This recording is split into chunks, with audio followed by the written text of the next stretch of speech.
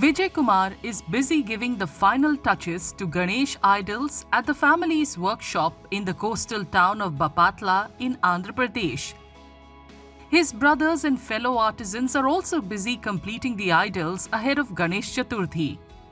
The family has been carrying on the tradition of idol making for nearly 3 decades. Several family members, including Vijay, have completed their graduation, but instead of pursuing conventional careers, they decided to continue the family tradition of crafting idols. ఇదే జిల్లా బాపట్ల నుంచి గత 30 సంవత్సరాలుగా వినాయకుడి విగ్రహాలు తయారు చేయడం పనిలోనే ఉన్నాను.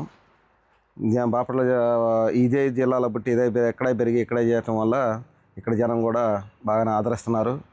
గత 30 ఏళ్ళ నుంచి ఇదే పని చేస్తూ ఉంటాను. నేను ఈ వృత్తిలో బాగానే ఉంది.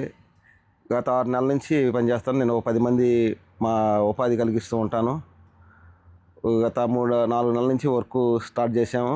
నేను డిగ్రీ చదివాను, డిగ్రీ బీకామ్. ఏంటిది ఫీలింగ్? అంటే చేతి వృత్తిని వదులుకోలేక డిగ్రీ చదువుకొని ఉద్యోగాలు లేక చేతి వృత్తిని వదులుకోలేక చేసుకున్నాను. Family members say they focus on making idols which everyone can afford. మేము ప్రస్తుతానికి 110 బొమ్మల దాకా చేసామండి. వీటిలో ఇప్పటికీ 30 బొమ్మల దాకా బుక్ అయిపోయినవి. ఆల్రెడీ జనం వస్తూ ఉన్నారు. మా దగ్గర రేట్లు చాలా తక్కువగా ఉంటాయండి.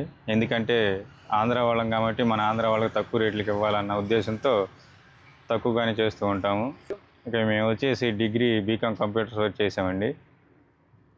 బిజినెస్ పర్పస్గా ఈ వర్క్ ఎంచుకొని చేస్తూ ఉన్నాం. With Ganesh Chaturthi less than a month away, the family is working round the clock to meet the demand.